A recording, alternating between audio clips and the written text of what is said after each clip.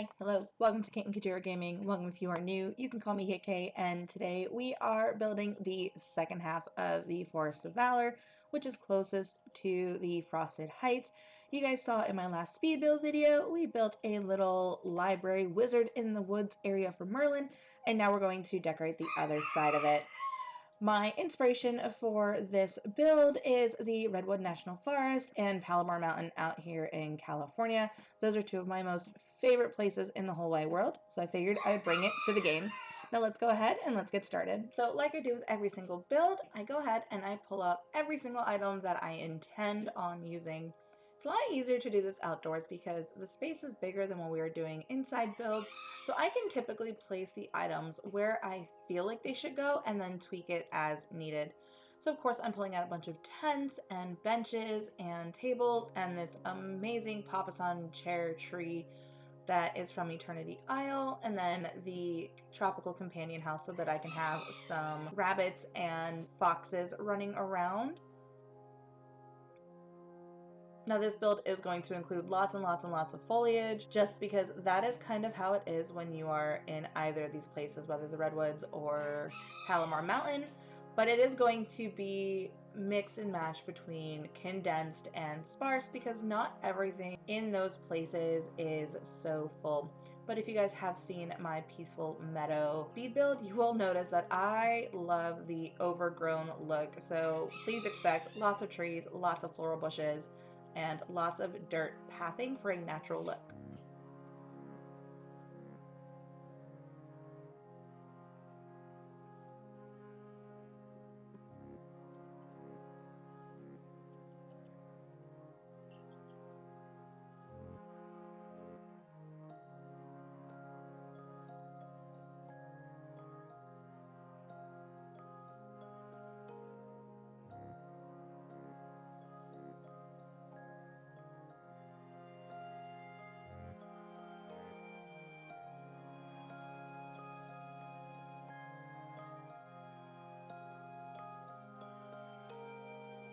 Now just for some mood lighting, I am using this trellis archway thing that you get from the Fairy Godmother that has the twinkling fairy light cages on them, and I just think it adds a nice little ambiance to the area. And then like I said, keeping with the Redwoods and Palomar Mountain, they don't really have things in the way of lighting, but sometimes around the campsites they do have twinkle lights just to create a nice little glow for those that are camping out. These tents that you do see here are craftables that you can craft on your own if you have the Eternity Isle DLC, which I think these are awesome. There is a couple of different styles and colors, but these are the two that fit the build the most.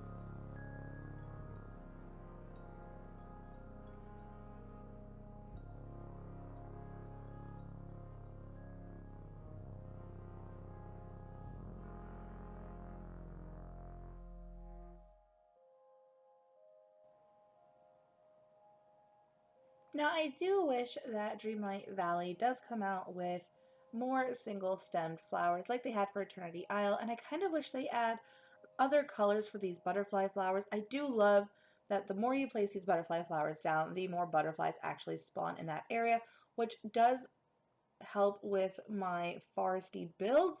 I just wish they were in different colors.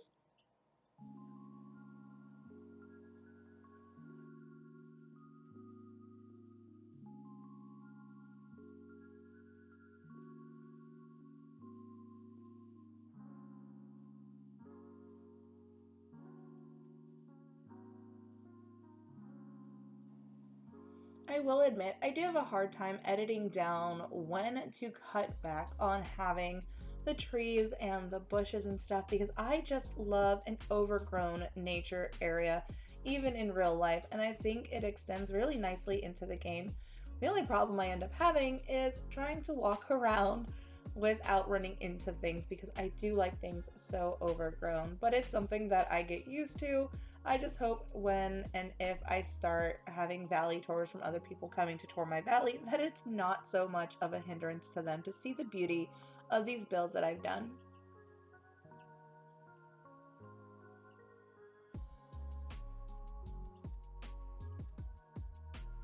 And of course, I do also hope that Dreamlight Valley does end up extending or taking away the item limit in general across all platforms, because this is a game that is meant to have you design things, and I feel like it's kind of a hindrance to limit us to only a certain number of items per our valley.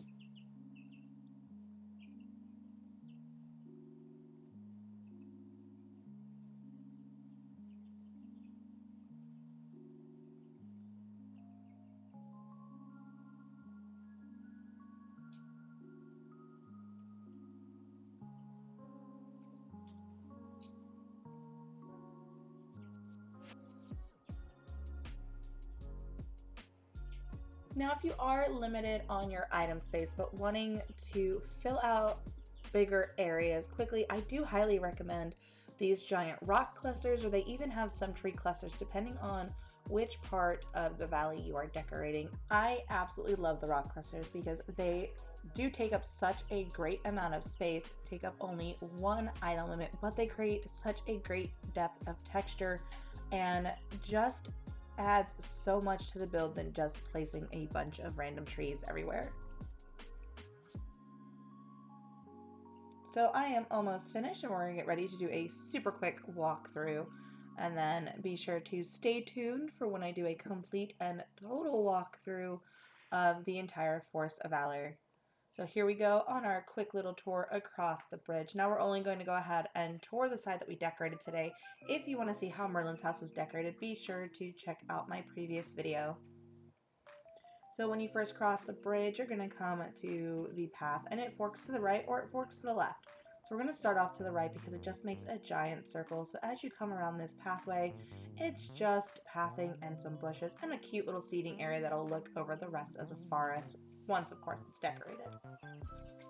Follow the rock path off of the leaf-strewn path and you come to our campsite. Each little tent has its own little cooking pot, and of course Buzz's RV fits perfectly in the Forest of Valor area for a camping area.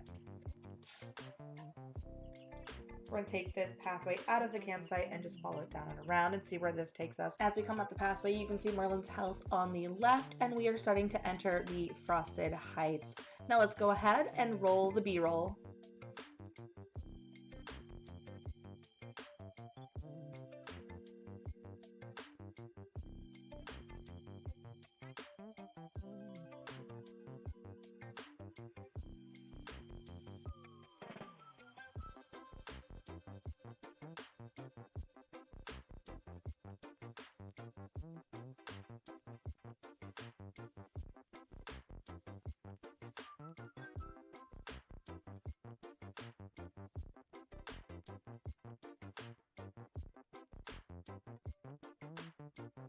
And that, my dears, is the second part of this area of the Forest of Valor that I've decorated. I do still have the other side of the bridge that I need to decorate, so be sure to hit that thumbs up button, subscribe if you are new, and hit the notification bell so you get notified every time I do post on this channel. I have a bunch of speed build videos coming up real soon, and with the update launching very, very soon, be sure to stay tuned for that future content as well.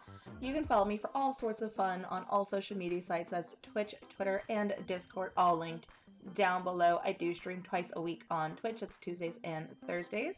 And be sure to come on back and follow me along for the journey. I am a small-time content creator looking to grow her channel in 2024, and I hope you'll join me for that journey. Thank you guys so much for hanging out with me today, and I'll see y'all next time. Bye, guys!